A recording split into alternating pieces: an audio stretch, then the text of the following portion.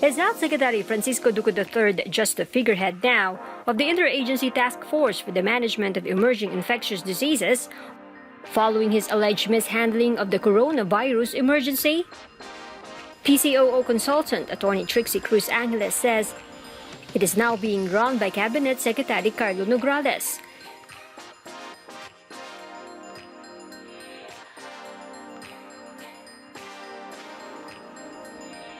In her Facebook blog, she enumerated the list of other responsibilities allegedly stripped away from Duque. The task of handling donations of PPEs and other medical supplies has been transferred to the Office of the Civil Defense.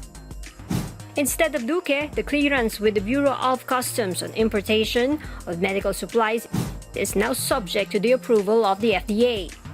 Angeles also noted that instead of Duque, Yusek Maria Rosario Vergere is the only authorized health official allowed to speak about COVID-19.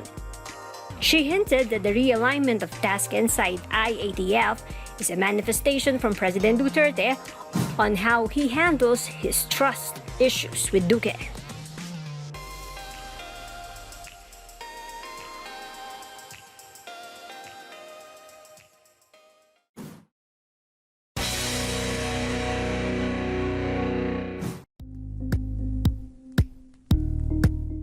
Thank you for watching Politico TV. Please like and subscribe to our channel for more videos.